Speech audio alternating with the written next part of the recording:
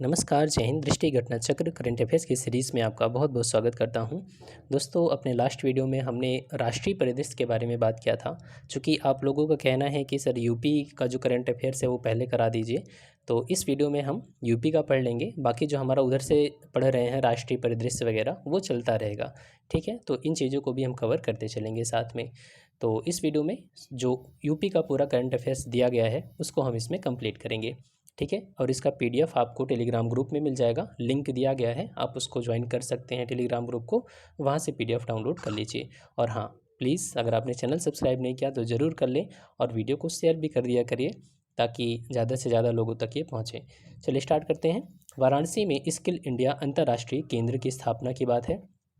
12 मई 2022 को NSDC international तथा Hindustan ports private limited इनके मध्य एक स्किल इंडिया इंटरनेशनल सेंटर की स्थापना की बात की गई। एक समझौता ज्ञापन जिसको हम मेमोरेंडम ऑफ अंडरस्टैंडिंग बोलते हैं, एमओयू पर साइन किया गया, ठीक है। और ये जो स्किल इंडिया इंटरनेशनल सेंटर बनेगा ये कहाँ पर बनेगा?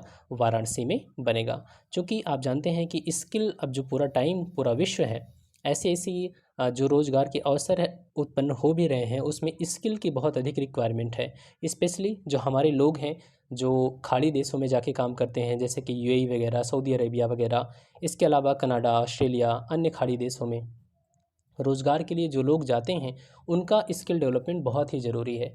तो ये जो सेंटर बनेगा ये इसके लिए काम करेगा, ठीक है। और ये ध्यान रखना, राष्ट्रीय कौशल विकास निगम राष्ट्रीय कौशल विकास निगम जो है ये भारत सरकार के द्वारा स्थापित किया गया था और इसी की एक सहायक कंपनी है एनएसडीसी इंटरनेशनल लिमिटेड, ठीक है। और इसका उद्देश्य क्या है? भारत को कौशल राजधानी बनाना। कौशल राजधानी मतलब कि इंडिया में चूँकि पॉपुलेशन लगभग हम तो सेकंड नंबर पे ही हैं चाइना के बाद, चाइना को भी क्रॉस कर सकते हैं। और हमारे यहाँ पर यंग पॉपुलेशन सबसे ज़्यादा है, मतलब कि रिसोर्स तो है। अगर इस रिसोर्स को हम कैपिटल में चेंज नहीं कर पाएंगे, जैसे ह्यूमन रिसोर्स है, इस रिसोर्स को अगर ट्रेन करके ह्यूमन कैपिटल में कन्वर्ट नहीं कर पाएंगे तो हमें डेमोग्राफिक डिविडेंड का लाभ नहीं मिलेगा, ठीक है। कहा जाता है ना कि ये जो रिसोर्स है अगर हमने इसको स्किल नहीं दिया तो ये हमारे लिए बर्डन बन जाएगी। तो ये जो इंटरनेशनल सेंटर है ये यही काम करेगा ताकि जो हमारे यूथ हैं उनको ट्रेंड किया जा सके। और एक इम्पॉर्टेंट पॉइंट कि भारत का जो पहला स्किल इंडिया अंतर्राष्ट्रीय केंद्र है वो कहाँ स्थापित किया गया था? वो उड़ीसा में भुवनेश्वर में स्थापित किया जा चुका है अप्रैल में, ठीक है, अप्रैल 2022 में। नेक्स्ट जो इसमें पॉइंट है वो ई पेंशन पोर्टल के बारे में है। 1 मई आप जानते हैं ये जो दिन है अंतर्राष्ट्रीय मजदूर दिवस के रूप में मनाया जाता है। तो इसी दिन हमारे उत्तर प्रदेश के मुख्यमंत्री योगी आदित्यनाथ जी इन्होंने सेवानिवृत्त जो रिटायर्ड सरकारी कर्मचारी हैं उनके पेंशन को लेकर के उसमें ट्रांसपेरेंसी, पारदर्शिता को बरता जाए ताकि और उन्हें कोई प्रॉब्लम ना हो। तो इस वजह से ये ई पेंशन पोर्टल की शुरुआत की गई है, ठीक है, ताकि जो सारी प्रक्रिया है वो आसान बनाया जा सके। नेक्स्ट है बुंदेलखंड एक्सप्रेसवे के बारे में। 30 अप्रैल 2022 को उत्तर प्रदेश सरकार के द्वारा की गई घोषणा के अनुसार बुंदेलखंड एक्सप्रेसवे का उद्घाटन जो है वो जून 2022 में किया जाएगा। एग्जैक्ट डेट नहीं दिया गया। तो और ये जो बुंदेलखंड एक्सप्रेसवे है इसकी कुल लंबाई कितनी है? 296.070 किलोमीटर है, ठीक है। तो 296 तो आपको ध्यान ही रखना है, बाकी 0.070 किलोमीटर इतना है। और इसमें खर्च जो आया है वो कितना है? 7766.80 करोड़। यह खर्च नहीं ध्यान रखना, लेकिन लंबाई तो आपको ध्यान रखना ही रखना है। और ध्यान रखना इसका इसका जो प्रारंभ स्थान है वो कहाँ से है? चित्रकूट से। चित्रकूट भगवान राम के मतलब वहाँ भी गए हुए थे। अगर आप गए हो कभी चित्रकूट तो आपको हनुमान धारा और भरत को बहुत सारी चीज़ें हैं वहाँ पर देखने के लिए, ठीक है। तो चित्रकूट से शुरुआत होती है और समाप्ति कहाँ होती है? इटावा में। तो ये है पूरा बुंदेलखंड एक्सप्रेसवे। अगर आप इसको देखेंगे तो इस तरीके का कुछ है। और पूरा उत्तर प्रदेश जो है वो एक्सप्रेसवे से ही बनता जा रहा है। पूरा वेस्टर्न यूपी को ईस्टर्न यूपी से जोड़ दिया गया। और इधर आप एक देखेंगे गंगा एक्सप्रेसवे जाएगा, इधर यमुना एक्सप्रेसवे बना ही है, ठीक है। तो और यहाँ पर ये है बुंदेलखंड एक्सप्रेसवे। यहाँ देखिए ये चित्रकूट है और यहाँ पर इटावा। तो ये जो है पूरा बुंदेलखंड एक्सप्रेसवे है। क्लियर? तो इतना हो गया। अब यहाँ पर एक चीज़ देखिए, इसमें शामिल ज़िले कौन कौन से हैं? तो चित्रकूट से शुरुआत होती है और इटावा पे ख़त्म होता है। तो 2 ज़िले तो यही हो ही गए। इसके अलावा बांदा, हमीरपुर, महोबा, जालौन, औरैया और इसके बाद इटावा। तो 1 2 3 4 5 6 7 ज़िलों से होकर के ये बुंदेलखंड एक्सप्रेसवे गुजरेगा, ठीक है। चलिए नेक्स्ट बात करते हैं। इंडिया स्मार्ट सिटीज़ अवार्ड्स प्रतियोगिता के बारे में। इंडिया स्मार्ट सिटीज़ अवार्ड्स प्रतियोगिता 18 से 20 अप्रैल 2022 तक सूरत में, सूरत कहाँ पर है? गुजरात में, यहाँ पर एक सम्मेलन का आयोजन किया गया। नाम क्या है? स्मार्ट सिटी स्मार्ट शहरीकरण सम्मेलन। इसका जो आयोजन किया गया वो Surat smart city corporation development limited और आवास और शहरी मामलों के मंत्रालय भारत सरकार, इन दो संस्थाओं के सहयोग से इसका आयोजन किया गया। अब इसमें देखिए, इसमें कुछ पुरस्कारों की भी घोषणा की गई। तो उत्तर प्रदेश जो है वो सर्वश्रेष्ठ राज्य का पुरस्कार उत्तर प्रदेश को प्रदान किया गया इंडिया स्मार्ट सिटीज़ अवार्ड्स प्रतियोगिता में। तो उत्तर प्रदेश जो है वो सर्वश्रेष्ठ राज्य का उसे पुरस्कार प्रदान किया गया। अगर हम शहरों की बात करें उत्तर प्रदेश के, तो जो अर्थव्यवस्था की कैटेगरी है या विषय है उसमें आगरा का स्थान सेकेंड नंबर पे है। जल की कैटेगरी में वाराणसी फर्स्ट नंबर पे आता है। कोविड नवाचार पुरस्कार में वाराणसी ही है। कोविड नवाचार पुरस्कार में सहारनपुर भी है और स्मार्ट सिटीज़ लीडरशिप पुरस्कार में वाराणसी। तो देखेंगे कई विषय जैसे कि जल है, कोविड नवाचार पुरस्कार है और स्मार्ट सिटीज़ लीडरशिप पुरस्कार है। तो इसमें जो वाराणसी है, वाराणसी देखिए यहाँ पर सेकंड नंबर पे है स्मार्ट सिटीज़ लीडरशिप पुरस्कार में, ठीक है। और जल के मामले में वाराणसी फर्स्ट नंबर पे आता है, ठीक है। तो इतना ध्यान रखना है। नेक्स्ट है राज्य ऊर्जा और जलवायु सूचकांक। 11 अप्रैल 2022 को नीति आयोग का फुल फॉर्म क्या है? National institution for transforming India, ठीक है। National institution for transforming India, NITI Aayog जो पूर्व योजना आयोग था उसी की ये परवर्ती संस्था है। इसने एक सूचकांक राउंड 1 का शुभारंभ किया और इसमें इस रिपोर्ट में उत्तर प्रदेश को अचीवर की श्रेणी में शामिल किया गया है, ठीक है। अचीवर की कैटेगरी में रखा गया है और उत्तर प्रदेश का जो स्कोर है वो 41 है, 41 स्कोर है और इस तरीके से ये 13वें नंबर पर उत्तर प्रदेश आता है, 13वां स्थान इसे प्राप्त हुआ है। नेक्स्ट है ऑपरेशन कायाकल्प। ऑपरेशन कायाकल्प का मतलब ट्रांसफॉर्मेशन, और ये किसकी कायाकल्प की बात हो रही है? तो जो हमारे माध्यमिक विद्यालय हैं, माध्यमिक विद्यालयों के कायाकल्प की बात की जा रही है ताकि वहाँ पर स्मार्ट कक्षाएँ हो सके, खेल के मैदान हो, उचित शौचालय हो, लाइब्रेरी हो, कंप्यूटर प्रयोगशाला हो, इन सब चीज़ों की स्थापना की बात कही जा रही है। तो ये बहुत अच्छी चीज़ है अगर हमारे जो माध्यमिक स्कूल हैं, सरकारी स्कूल है, वहाँ पर ये सुविधाएं मिलती हैं, ठीक है। नेक्स्ट है लखनऊ में राष्ट्रीय रोग नियंत्रण केंद्र। तो उत्तर प्रदेश सरकार ने लखनऊ में राष्ट्रीय रोग नियंत्रण केंद्र की स्थापना को मंजूरी दी है, ठीक है। तो कहाँ पर स्थापित किया जाएगा राष्ट्रीय रोग नियंत्रण केंद्र? लखनऊ में। ध्यान रखना ये 6 केंद्रों में से एक होगा। हमारे देश में 6 जगहों पर राष्ट्रीय रोग नियंत्रण केंद्र स्थापित किया जा रहा है और ये लखनऊ के सरोजनी नगर में स्थापित किया जाएगा। तो 6 में से एक तो कहाँ पर है? उत्तर प्रदेश के लखनऊ में। नेक्स्ट है दस्तक अभियान। जो दस्तक अभियान है ये उत्तर प्रदेश सरकार ने जो जल जनित और वेक्टर जनित बीमारियां हैं, कौन कौन सी, जैसे कि encephalitis, malaria, dengue, filariasis, chikungunya, इन सब जो कम्युनिकेबल डिजीज़ हैं, संचारी रोग हैं, इनसे सुरक्षा प्रदान करने के लिए सरकार के द्वारा दस्तक अभियान चलाया गया, ठीक है। नेक्स्ट है गीतांजलि श्री को कृति रेत समाधि। रेत समाधि को इंग्लिश में टॉम्ब ऑफ सैंड। तो ध्यान रखना एग्ज़ाम पेपर में वो हिंदी में भी लिख सकता है या इंग्लिश में भी आ सकता है। तो ये जो गीतांजलि श्री की उपन्यास है रेत समाधि, इसका जो इंग्लिश में ट्रांसलेशन किया गया टॉम्ब ऑफ सैंड के नाम से, इसको बुकर पुरस्कार के शीर्ष 6 दावेदारों में शामिल किया गया है। ये 8 अप्रैल की घटना है। तो टॉप 6 में जो है वो ये किताब पहुंची है टॉम्ब ऑफ सैंड्स या रेत समाधि। इसके रचनाकार कौन? गीतांजलि श्री, ठीक है। नेक्स्ट बात करते हैं इसमें। अच्छा हाँ, गीतांजलि श्री का जन्म कहाँ हुआ था? तो ये उत्तर प्रदेश के मैनपुरी में हुआ था। नेक्स्ट है अयोध्या एयरपोर्ट। 7 अप्रैल 2022 में उत्तर प्रदेश सरकार द्वारा और भारतीय विमानपत्तन प्राधिकरण एयरपोर्ट अथॉरिटी ऑफ इंडिया के मध्य भूमि लीज एग्रीमेंट पर हस्ताक्षर हुए। आप जानते हैं कि अयोध्या एक बहुत ही बेहतरीन तरीके से उसे डिज़ाइन किया जा रहा है ताकि भगवान राम के नाम से तो है ही है, बाकी वहाँ पर और ज़्यादा टूरिज़्म को प्रमोट किया जा सके और इसीलिए वहाँ पर एयरपोर्ट भी बनाया गया। उस एयरपोर्ट का नाम क्या होगा? मर्यादा पुरुषोत्तम श्री राम अंतर्राष्ट्रीय एयरपोर्ट होगा, ठीक है। तो इस तरीके से आप देखेंगे तो वर्तमान में उत्तर प्रदेश में 9 हवाई अड्डे तो संचालित हैं और जबकि 10 हवाई अड्डों के विकास पर काम चल रहा है, ठीक है। तो तेज़ी से काम हो रहा है। और एक चीज़ और देख सकते हैं, उत्तर प्रदेश में जो ये अयोध्या एयरपोर्ट है या मर्यादा पुरुषोत्तम श्री राम अंतर्राष्ट्रीय एयरपोर्ट है, यह लखनऊ, वाराणसी, कुशीनगर और जेवर, ये 4 हो गए और ये जो है ये 5वां अंतर्राष्ट्रीय हवाई अड्डा होगा, ठीक है, ये मर्यादा पुरुषोत्तम श्री राम अंतर्राष्ट्रीय एयरपोर्ट जो होगा वो 5वां अंतर्राष्ट्रीय हवाई अड्डा होगा उत्तर प्रदेश में। क्लियर। नेक्स्ट है गवर्नमेंट ई मार्केट जो पोर्टल है से खरीदारी में उत्तर प्रदेश शीर्ष पर।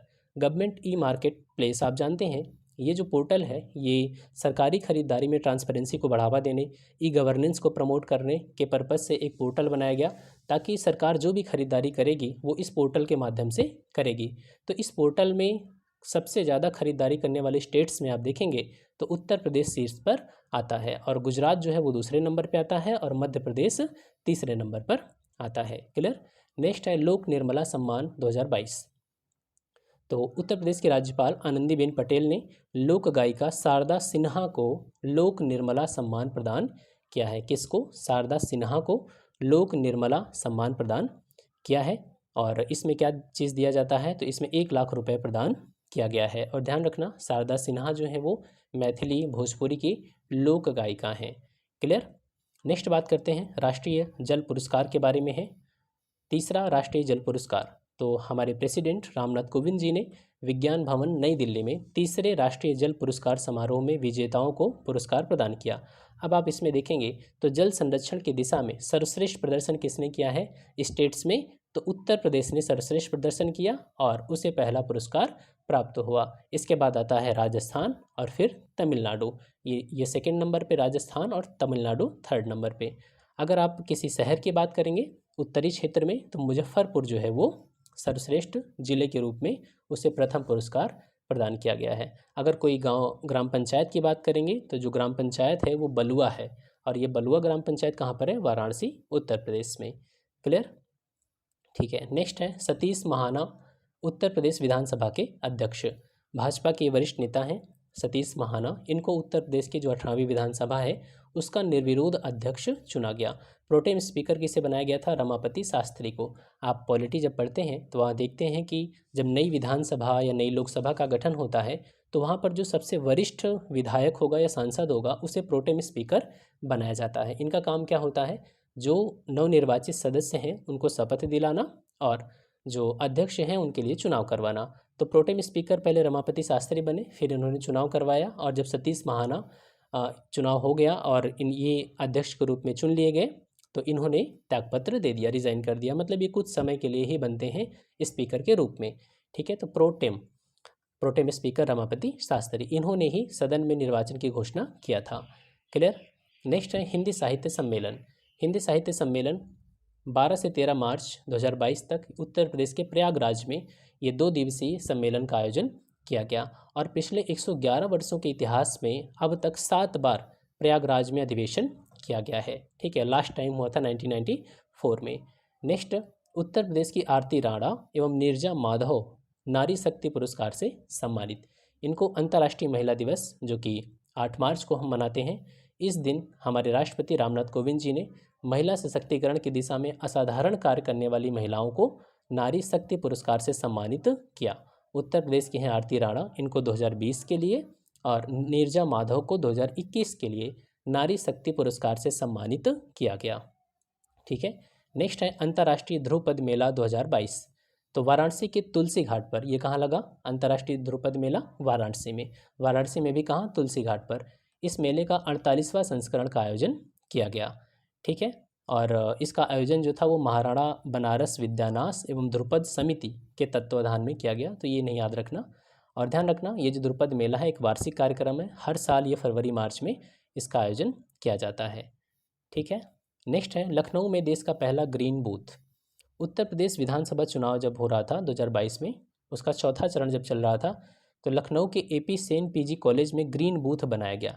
इसका मतलब क्या था ग्रीन बूथ का? कि ताकि लोगों को जागरूक किया जा सके और यहाँ पर जितनी भी एनर्जी वगैरह आ रही थी, बिजली की सप्लाई थी, वहाँ पर किसी भी चीज़ के लिए कोई भी ग्रीन हाउस गैसेस का एमिशन नहीं किया गया। हर चीज़ की जो सप्लाई की गई थी वो सब सोलर एनर्जी से की गई थी। ठीक है। इसीलिए इसको क्या कहा गया था? ग्रीन बूथ कहा गया। कहाँ पर? AP सेन PG कॉलेज में। ठीक है। तो ये ध्यान रखना है आपको। नेक्स्ट है संजय गांधी PGI में रोबोट से operation. Sanjay Gandhi post graduate institute of medical sciences Lucknow में पहली बार रोबोट से 2 बच्चों का जटिल ऑपरेशन सफल रहा और उत्तर प्रदेश की ये पहली संस्था है जहाँ पर रोबोट के माध्यम से बच्चों को ऑपरेशन किया गया है, पीजीआई लखनऊ में। ठीक है, ध्यान रखना। नेक्स्ट है स्वदेशी सर्च इंजन भारत सर्च। तो उत्तर प्रदेश में एक यूनिवर्सिटी है, आप जानते होंगे, छत्रपति साहू जी महाराज विश्वविद्यालय कानपुर। ये जो यूनिवर्सिटी है इसने गूगल की तरह अपना एक सर्च इंजन बनाया है जिसका नाम क्या रखा गया है, भारत सर्च रखा गया है। ठीक है, गूगल एक सर्च इंजन है और जो क्रोम है वो एक ब्राउज़र है। ठीक है, आप जानते ही होंगे क्रोम एक ब्राउज़र है जबकि गूगल, याहू ये सब एक सर्च इंजन।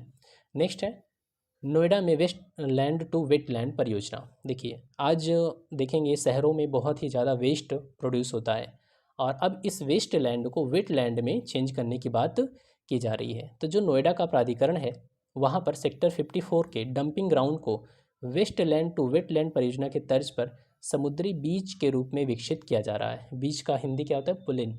ठीक है, पुलिन होता है। तो यहाँ पर जो डंपिंग ग्राउंड है जहाँ पर कूड़ा कबाड़ को डंप कर दिया जाता है, अब उसे बीच के रूप में डेवलप करने की कोशिश की जा रही है। काफ़ी बड़ा एरिया है, 25 एकड़ क्षेत्र का है। ठीक है, और यहाँ पर घूमने वगैरह की अच्छी व्यवस्था होगी। नेक्स्ट है न्यूयॉर्क में made in India perfume launch किया गया। कन्नौज, आप जानते हैं कन्नौज को क्या कहा जाता है, भारत की इत्र राजधानी कहा जाता है। यहीं पर निर्मित हुआ था ये जो परफ्यूम है और इसको मेड इन इंडिया परफ्यूम को आज़ादी के अमृत महोत्सव कार्यक्रम के तहत न्यूयॉर्क में लॉन्च किया गया। क्लियर। नेक्स्ट है डॉक्यूमेंट्री राइटिंग विद फायर। ये भारत की एक डॉक्यूमेंट्री फीचर है, राइटिंग विद फायर। इसको ऑस्कर 2022 के लिए नामित किया गया, हालांकि जीत तो नहीं पाई क्योंकि ऑस्कर का तो सब कुछ रिजल्ट आ चुका है, हम देखेंगे भी आगे। ठीक है, और ये जो राइटिंग विद फायर है ये उत्तर प्रदेश के चित्रकूट से प्रकाशित होती है, एक अखबार है, उसका नाम है खबर लहरिया। क्या नाम है, खबर लहरिया। और ध्यान रखना ये जो खबर लहरिया है अखबार, इसमें सिर्फ दलित महिलाओं के द्वारा ही इसको संचालित किया जाता है। ठीक है, इसमें सिर्फ दलित महिलाएं हैं जो इस पूरे अखबार का संचालन करती हैं। और भले ही ऑस्कर में तो ये नहीं जीत पाई, फिर भी राइटिंग विद फायर ने सन डांस फिल्म फेस्टिवल 2021 में वर्ल्ड सिनेमा डॉक्यूमेंट्री श्रेणी में ऑडियंस अवार्ड और स्पेशल जूरी अवार्ड जीता था। ठीक है, चलिए नेक्स्ट बात करते हैं। उत्तर प्रदेश की झांकी को सर्वश्रेष्ठ झांकी का पुरस्कार मिला। तो जो आप जानते हैं गणतंत्र दिवस पे झांकियाँ निकलती हैं, तो जितनी भी झांकियाँ थी उसमें उत्तर प्रदेश की झांकी को सर्वश्रेष्ठ झांकी के रूप में चुना गया। विषय क्या था या थीम क्या था, इसका थीम था वन डिस्ट्रिक्ट वन प्रोडक्ट, मतलब एक जिला एक उत्पाद, और जो काशी विश्वनाथ धाम, इस विषय पर ये झांकी आधारित थी। ठीक है, तो इस वीडियो में हम इतना ही रखेंगे। बहुत ही जल्दी जो आपका नेक्स्ट वीडियो आएगा उसमें आपका ये यूपी का करंट अफेयर्स वो कंप्लीट हो जाएगा। ठीक है, मिलते हैं नेक्स्ट वीडियो में। Thanks for watching, keep smiling.